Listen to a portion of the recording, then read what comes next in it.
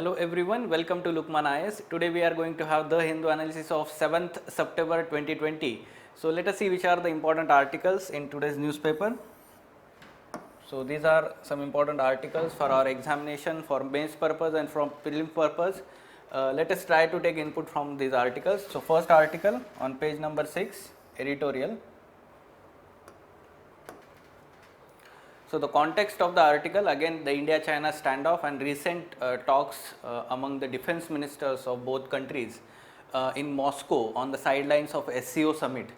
तो उसका अभी यहाँ पे थोड़ा सा एनालिसिस दिया गया है उस आर्टिकल का या उस फॉलोअप का हम बोल सकते हैं.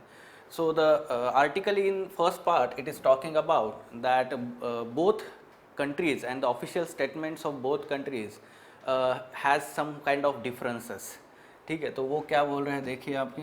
The statement issued by the two sides have underline the sharp differences in how two countries have continued to view the unprecedented developments along the border since May 2020. ठीक है, तो दोनों बोल रहे हैं एक दूसरे को ब्लेम कर रहे हैं. ठीक है, समझो हम इंडिया बोल रहे हैं कि it is because of China's aggressive stance along the border. China is saying that India is alone responsible for whatever the happening along the LAC. ठीक है, तो ये सब चीज़ें यहाँ पे दिखाई दे रही है. आपको यहाँ पे ऑफिशियल स्टेटमेंट्स भी दिखाई देंगे. ठीक है, जो हमने यहाँ पे इंक्लूड नहीं किया है, बट यस हमने लास्ट टाइम जो है yesterday we had discussed about that also. Fine. So External Affairs Minister S. Jayshankar has said in last week that diplomacy is the only way out of this crisis. So we can say that yes, through dialogue only this can be solved. Military approach or let's say the conflict or the violence is not the solution. Rather than talks or peaceful talks, we can say that dialogue, that is the only way out. That the External Affairs Minister is also talking about the same. What is the problem here? The analysis we can talk about is the problem so far has been a stark mismatch between the China's statements and the action of its troops. ठीक है, तो China officially statement में बोल रहा है कि हम ऐसा कुछ नहीं कर रहे हैं और ट्रूप जो है they are let's say violating LAC from time to time. So its consistent labeling of India as the aggressor this summer contradicts the reality that India has since May ceded about 1,000 square kilometers in Ladakh to Chinese control. Now this has been let's say discussed in previous lecture कि हमारे जो intelligence report है उन्होंने government को convey किया है कि 1,000 square kilometre जो है लद्दाख में जो एरिया है now we have lost to the China. तो LAC के अलॉन्ग जो एरियाज है, ठीक है, at different positions. So if the statements following the Moscow did not exactly inspire confidence, both sides will have another chance to reassess the situation when Mr. Jayshankar will likely to meet his counterpart Wang Yi at meeting of SCO foreign ministers on September 10. ठीक है, तो ये एक दूसरा chance रहेगा उनको फिर से डिस्कस करने का, बात करने का. अभी डिफेंस मिनिस्टर्स का हुआ है, बाद में एक्सटर्नल अफेयर्स मिनिस्टर्स का होगा. ठीक है. So military talks can occasionally help to avoid the flare up, but the two neighbors need to work towards the diplomatic solution to ensure the undisturbed peace and quiet along the border. ठीक है, तो ये अच्छा statement है. Conclusion में आप directly use कर सकते हैं आंसर में. Fine. So in this way we can take input from this article. ज़्यादा कुछ नहीं है, बट हमें ये पता होना चाहिए कि there is inconsistency of the official statement of China and what is going on the border by this PLA.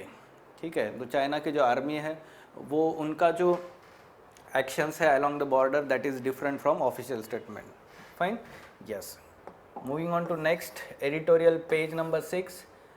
It is talking about the recent statement by our PM to attract the foreign investment, that India is a very good favorable nation so as to attract the let's say foreign investment.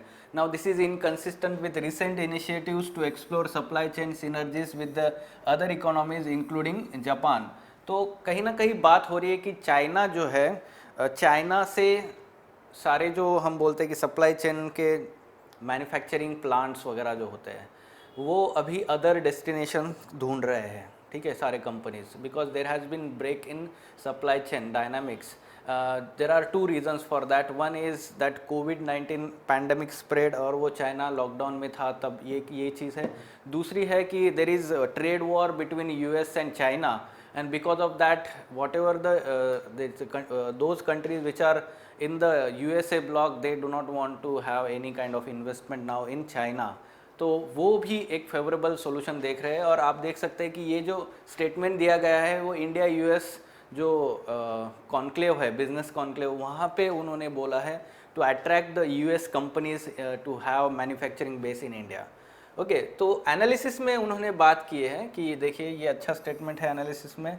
Over the decade it has been established that global FDI investors prioritise and are even willing to pay premium for policy stability and largely barrier free access to local and international markets. दोनों चीज़ें important होती है कोई भी foreign investment होने के लिए. Fine.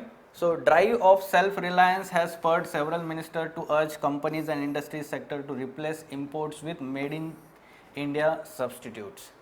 ठीक है, तो ये प्रॉब्लम यहाँ पे हो रहा है, हमें दिखाई दे रहा है कि इंडिया में इंपोर्ट सब्सटीट्यूशन की बात होती है. ठीक है, वोकल फॉर लोकल, आत्मनिर्भर अभियान, ये सब चीज़ें इसमें बात हो रही है. ठीक है. Interestingly most of the recent FDI announcement have been let's say in service sector. तो इसलिए मैन्युफैक्चरिंग सेक्टर में अट्रैक्ट करने के लिए हमें ये पॉलिसी स्टेबिलिटी चाहिए और बैरियर फ्री एक्सेस चाहिए. ठीक है, तो इस तरीके से उस पर प्रीलिम्स में भी क्वेश्चन आ सकता, मेंस में क्वेश्चन आ सकता है, आप देख सकते हैं. फाइन.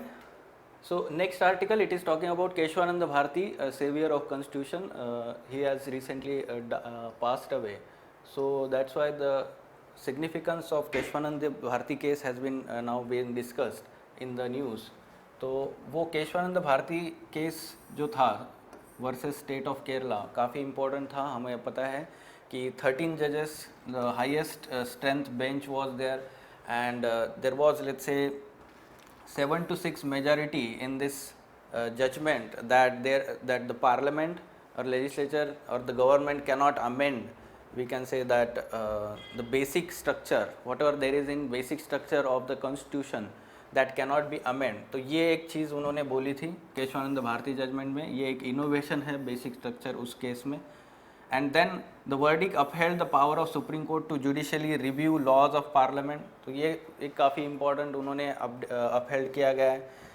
ठीक है, तो ये 7-6 मेजॉरिटी के साथ में ये दिया गया था. But the court did not define the term basic structure here. ठीक है, और from time to time there has been some additions like federalism, secularism, ये जो हम बोलते हैं कि सारे जो वैल्यूज़ है, नॉर्म्स है, कॉन्स्टिट्यूशनल नॉर्म्स, तो उसमें ऐड कर चुके हैं बेसिक स्ट्रक्चर में. लार्जली हम बोल सकते हैं कि फंडामेंटल राइट्स जो है बहुत सारे वो मैक्सिमम बेसिक स्ट्रक्चर का पार्ट है. Okay, yes. सो इस पे भी प्रीलिम्स पे क्वेश्चन आ सकता है आपको. मूविंग ऑन टू नेक्स्ट, उन्हीं के बारे में थोड़ा सा कल्चरल एस्पेक्ट है. केशवानंद भारती कौन थे and all. So he was let's say proponent of Advaita philosophy. ठीक है, तो गुड सिंगर और पॉपुलर भागवता इन यक्षगना. ठीक है, तो दो चीज़ें हैं हमारे एग्जाम के लिए, what is Advaita philosophy and second Yakshagana. तो Advaita philosophy was started by Adi Shankaracharya, born in Kerala, propounded this doctrine of Advaita. Doctrine says that there is no difference between the Atma and Brahman. ठीक है, ब्राह्मण मतलब God यहाँ पे और आत्मा मतलब इंडिविजुअल सोल. तो there is no difference, it is talking about monoism. Okay, so the individual soul is not different from Brahman, hence the name Advaita meaning non duality. Shankaracharya established 4 mathas in 4 corners of India. वो tradition अभी भी चल रहा है. Devotee of Shiva है. He was responsible for reviving Hinduism in India. When there was spread of Buddhism, popularity बढ़ रहा था बुद्धिज़्म का, तब वो हिंदुइज्म को री इन्वेंट किया गया. Yakshagana, it is the popular traditional theatre form in Karnataka. ये एक इम्पॉर्टेंट फैक्ट आपको पता होना चाहिए. Literally means the song gana and yaksha means nature spirit. Okay, so it is influenced largely by Vaishnava Bhakti movement. This is an important aspect. Stories mainly from Puranas, Hindu Puranas, जब महाभारत, भागवत गीता, ये सब चीज़ें हैं. ठीक है, या फिर Ramayana. Perform with massive headgears, elaborate facial makeups, vibrant costumes and ornaments. ठीक है, usually recited in Kannada but also performed in Malayalam also. तो ये सब चीज़ें पता होनी चाहिए और presented traditionally from dusk to dawn. So such kind of question that can be on these two topics there can be question in prelims examination. So next article, government suspends FCRA clearance of 4 Christian groups. तो FCRA clearance ये क्या होता है? FCRA foreign contribution regulation act 2010. तो ये important है आपको mains perspective से. बट ये किस लिए होता है? FCRA licence is mandatory for non profit organisation to receive foreign funds. ठीक है, तो ये पता होना चाहिए कि require to register themselves for every 5 years. तो हर 5 साल उनको रिन्यू करना पड़ता है registration to receive foreign funds. Those who are debarred from the receiving foreign funds, foreign contribution, जो इलेक्शन में जो है या पॉलिटिकल पार्टीज उनको नहीं मिलेगा, MPs को नहीं मिलेगा, जज, government servants and the press. ठीक है, तो उनको फॉरेन कंट्रीब्यूशन मना है एक्ट के under. Fine. So moving on to next article, Moplahs rioters not freedom fighter और फाइटर्स, उनको निकाल देना चाहिए वो लिस्ट में से. ऐसा एक रिपोर्ट दिया गया था किसको? Indian Council of Historical Research. अब उस रिपोर्ट फिर से न्यूज़ में है क्योंकि recently the book dictionary of martyrs Indian freedom struggle was released by prime minister last week. उसकी वजह से ये न्यूज़ में है. So what was Malabar rebellion? This was known as Moplah rebellion और ये आर्म रिवोल्ट था in 1921. So along with NCM non cooperation movement and Khilafat movement, ये जो है मालाबार रिबेलियन उसके साथ में हुआ था वहाँ पे मालाबार रीजन में. The Mopla were tenants, Muslim tenants actually, Muslim family से हम community से belong करते हैं, and they were against the Hindu landlords as well as British government. ठीक है, दोनों के against था. अब ये वैगन ट्रेजिडी की बात की है इस आर्टिकल में, तो वो क्या थी? Noteworthy event of let's say British suppression was the wagon tragedy when the approximately 60 Mopila prisoners on their way to prison were suffocated to death in the closed railway goods wagon. तो ये एक हम बोल सकते हैं ट्रेजिडिकल event है, wagon tragedy जिसको बोला गया है हिस्ट्री में. फाइन. तो इस पे आपको प्रैक्टिस प्रीलिम्स क्वेश्चन ऐसे बन सकता है जहाँ पे आप देख सकते हैं कि पहला स्टेटमेंट करेक्ट है.